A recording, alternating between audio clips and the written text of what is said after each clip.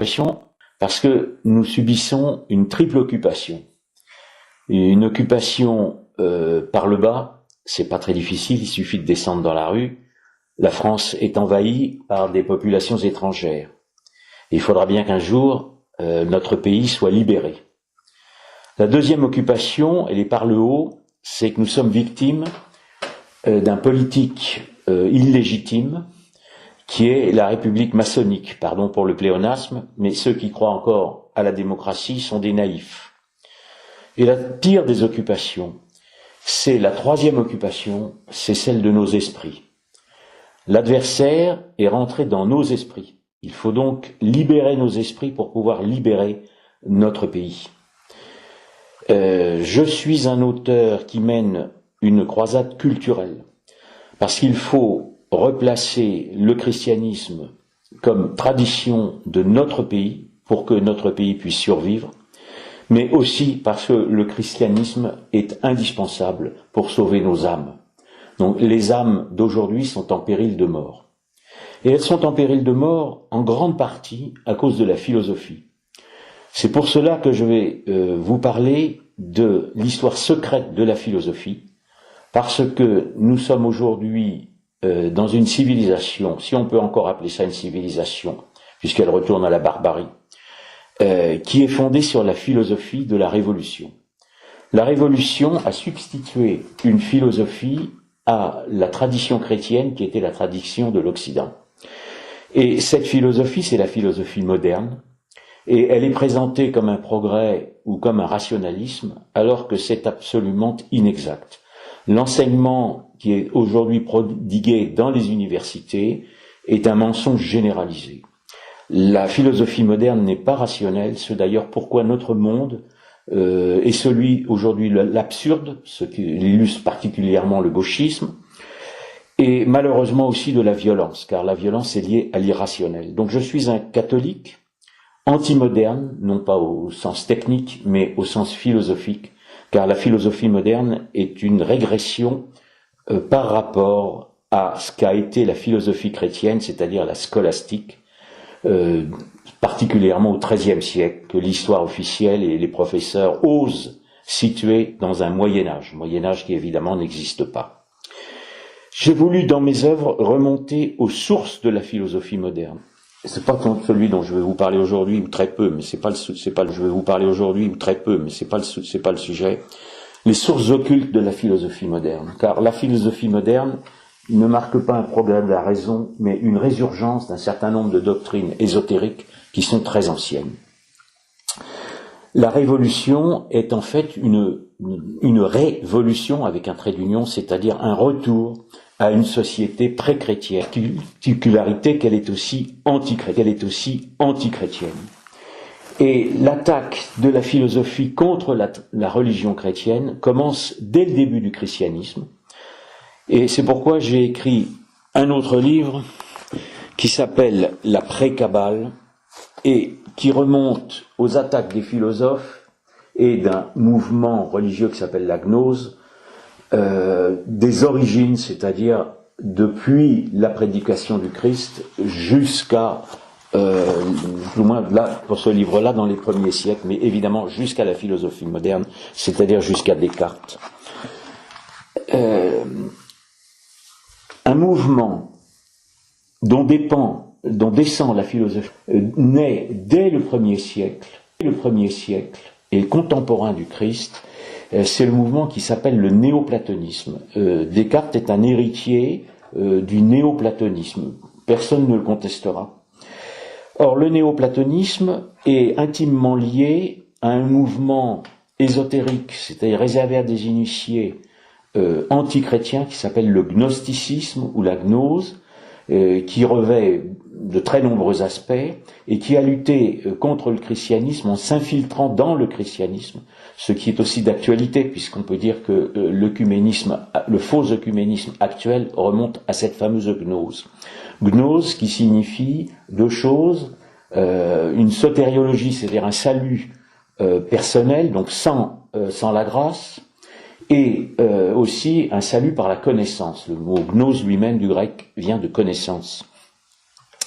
Donc ce mouvement s'appelle le néoplatonisme et il ne faut pas le confondre, je vais faire un certain nombre de distinctions, avec le platonisme. Un chrétien peut être platonicien. Les premiers qui aient voulu christianiser Platon sont Saint Justin et Saint Augustin, évidemment. Ils l'ont un peu fait au forceps, il faut appeler les choses par leur nom, mais je ne vais pas ici médire de Platon, ce n'est pas le problème. Platon vivait 4 siècles avant le Christ, donc ne pouvait pas être il a été utilisé contre le Christ, mais lui-même n'avait pas cette idée.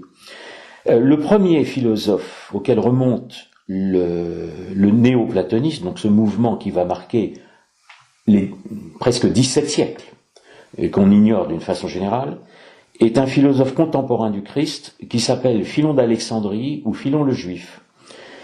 C'est le premier, alors il appartient à un mouvement qui s'appelle l'hellénisme juif, et là encore la dénomination de l'histoire officielle est erronée, car il faudrait dire l'hellénistique juif.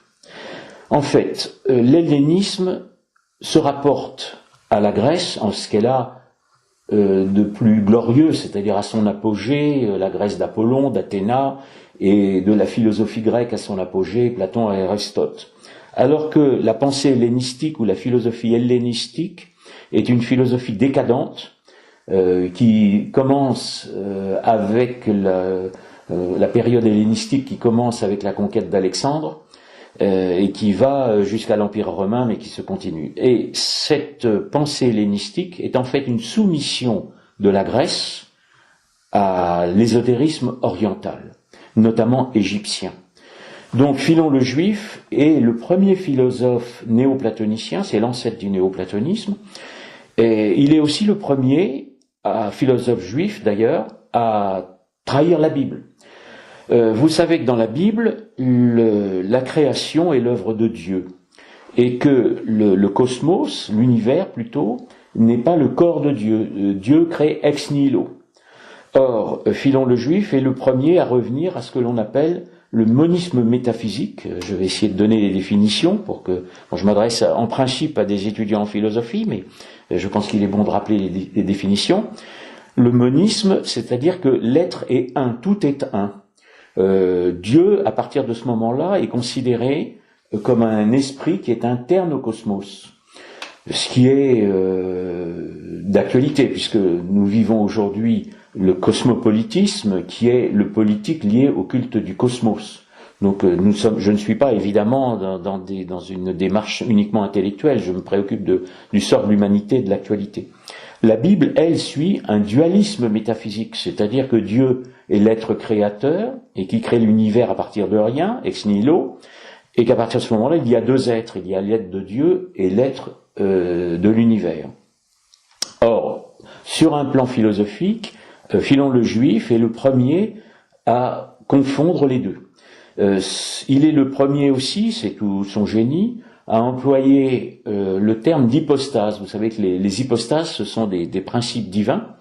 Et donc les chrétiens vont discuter sur les hypostases. Le problème des hypostases dans Philon le Juif, c'est qu'elles sont en hiérarchie. C'est-à-dire qu'elles émanent les unes des autres. Donc les hypostases sont en dessous du premier principe.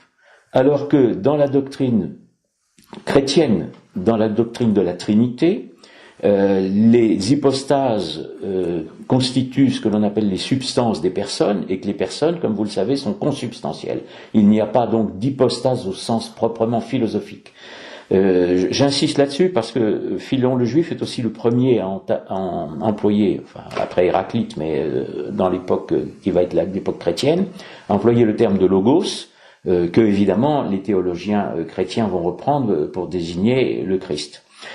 Donc, je ne vais pas aller plus loin dans l'analyse du néoplatonisme, mais il faut savoir que la philosophie moderne commence, la première source occulte de la philosophie moderne commence avec ce dénommé Philon le Juif.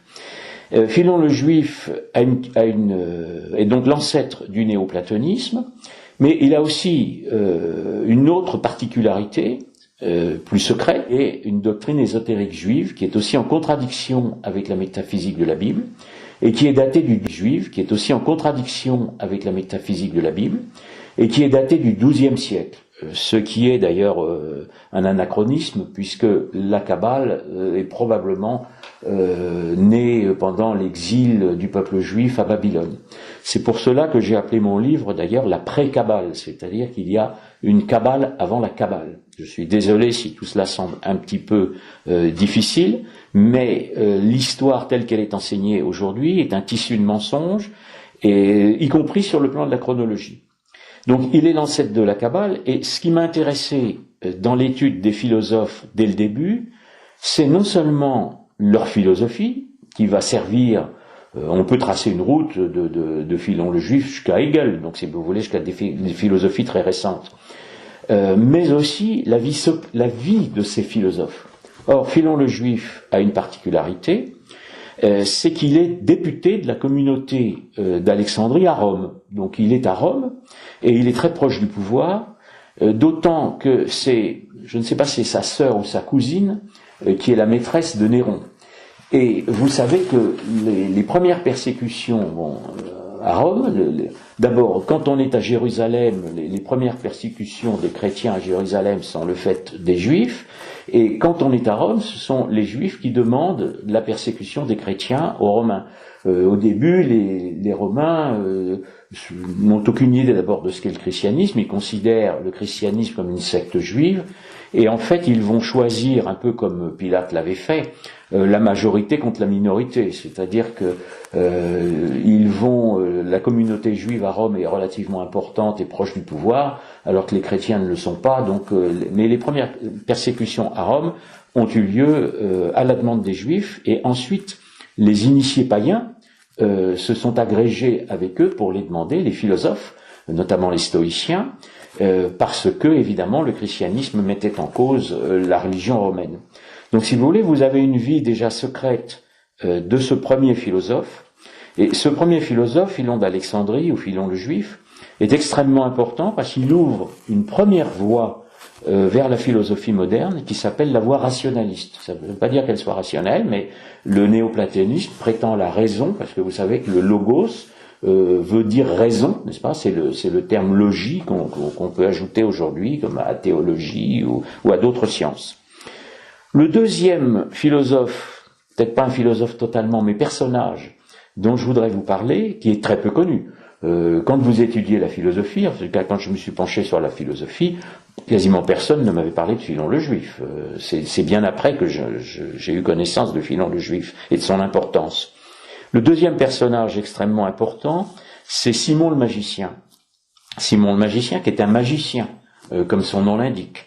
On le connaît, lui, par les actes des apôtres. Quand les apôtres, alors déjà peut-être un aparté, mais pour dire que les actes et les textes qui ont été mis en cause par un certain nombre de faux historiens récents sont des textes historiques, n'est-ce pas? Les actes des apôtres, ce sont des faits qui sont relatés par des témoins. Et les apôtres rencontrent Simon le magicien, et je vais insister sur deux apôtres qui sont en Samarie, puisque c'est un juif samaritain, rencontrent Simon le magicien. C'est Saint Pierre et Saint Jean qui sont ensemble. Saint Pierre et Saint Jean ensemble, je vais vous dire pourquoi je fais cette nuance, repoussent Simon le magicien qui veut leur acheter le pouvoir de faire des miracles, c'est-à-dire la perversion du clergé par l'argent. Déjà, le dieu de l'argent s'attaque déjà au christianisme. Et il le repousse ensemble, d'abord parce qu'il est un mage, et que le christianisme met fin à la magie qui est une science occulte et qui est une science diabolique, qui est évidemment une science tout à fait à la mode. Les enfants d'aujourd'hui ont un petit sorcier comme idole, où doivent aussi vénérer les sorcières dans ce scandale qu'est la fête d'Halloween. Le Christ, lui, quand il naît dès sa naissance, reçoit la visite des mages qui sont guidés par une étoile, c'est-à-dire l'étoile qui représente la lumière du ciel, bien sûr, tout cela est symbolique, et les mages viennent se prosterner devant l'enfant divin. Ça veut dire que le christianisme met fin à la magie et au pouvoir des mages. La magie est l'ancêtre de la science, mais elle n'est pas rationnelle, parce qu'elle instrumentalise l'irrationnel. ce que nous vivons aujourd'hui, bien entendu. Donc Simon le magicien est repoussé par les apôtres, et il va être à l'origine, il est considéré comme le père de la gnose et du mouvement qu'on appelle le gnosticisme. Or, il s'unit avec une dénommée Hélène, qui est en fait probablement une Iranienne, et qui serait convertie au judaïsme et qui représenterait le zoroastrisme. Le zoroastrisme, c'est le fameux Zarathustra, Zoroastre, traduction en grec. Et Hélène représenterait la raison, je dirais la raison entre guillemets, et Simon représente la magie. Donc, on assiste avec Simon le magicien à une union ésotérique entre une raison ésotérique, c'est-à-dire réservée à des initiés, et la magie. Donc, un phénomène magico-rationnel. Et là encore, d'une immense actualité, parce que, évidemment, après que les apôtres aient rejeté Simon le magicien, Simon va fonder une secte qui s'appelle la secte des Illuminés. Ce sont les premiers Illuminés, et il y a évidemment une filiation, non pas historique, parce que dans les siècles il y a des interruptions, mais une filiation doctrinale entre ces fameux Illuminés et les Illuminés de la Révolution. Donc j'ai tracé la route ésotérique entre les Illuminés du temps de Simon le magicien jusqu'à ceux de la Révolution. Une petite anecdote, ce Simon le magicien vient à Rome, lui aussi évidemment, ou tout au moins à Rome, est appelé Faustus. Faustus, ce qui veut dire le favorisé. Et le favorisé, c'est le favorisé du diable, bien entendu. Et quand le mythe sera repris atteindra jusqu'à Goethe. Goethe, qui est un franc-maçon protestant, et il y a plusieurs docteurs Faust qui traversent l'histoire, dont un docteur Faust qui est un contemporain de Luther et qui enseigne dans une des universités qui a fréquenté Luther. Donc si vous voulez, Simon le magicien fonde la deuxième voie ésotérique de la philosophie moderne, qu'on oublie souvent de signaler, et qui est la voie des Illuminés. Donc celle-là n'est pas rationnelle du tout, c'est une voie qui est ouvertement irrationnelle, parce que l'illumination n'est pas un phénomène rationnel, c'est un phénomène extra-rationnel. Je voudrais ici aussi insister sur un problème de langage. C'est que un chrétien peut être illuminé, mais il est illuminé par le Saint-Esprit. Or, les philosophes néo-platoniciens ou Simon le magicien ne sont pas illuminés par le Saint-Esprit, mais ils sont illuminés par un ésotérisme qui est judéo-égyptien, c'est-à-dire une compromission de l'ésotérisme juif avec l'ésotérisme égyptien. Donc ils sont illuminés par une lumière, un soleil judéo-égyptien. Et si j'emploie le terme lumière, c'est qu'évidemment, cet ésotérisme judéo-égyptien va lui aussi traverser les siècles et va atteindre une secte du XVIIe siècle qui s'appelle les Rose-Croix, dans laquelle Descartes sera illuminé. C'est-à-dire que pendant les siècles qui vont suivre, on va assister à des disputes entre la voie rationaliste de la philosophie et la voie irrationnelle, mais aussi à des convergences. C'est-à-dire que les deux voies vont se développer parallèlement et se rejoindre ou se disjoindre. Parmi les convergences, on peut en trouver deux. La première est d'ailleurs déjà avec le néoplatonisme, parce que le néoplatonisme descend de ce que l'on appelle le fameux illuminisme hellénistique, qui est aussi un illuminisme par le soleil judéo-égyptien. Et évidemment, les deux voies vont converger dans Descartes. Voilà, donc j'ai ouvert dans ce premier entretien les deux voies ésotériques. Je pense que très peu d'étudiants en philosophie les connaissent, donc je les invite à se pencher sur la réalité de l'histoire de la philosophie et non pas sur les mensonges qui sont prodigués dans les universités. Je voudrais simplement terminer ce premier entretien en disant que je mène donc une croisade culturelle parce que notre christianisme et particulièrement le catholicisme est fortement menacé, attaqué, et j'insiste donc pour dire à tous les ennemis du catholicisme que nous ne céderons rien et qu'il ne faut rien céder. Nous résisterons, les catholiques résisteront, car nous sommes tous des croisés. Je vous remercie.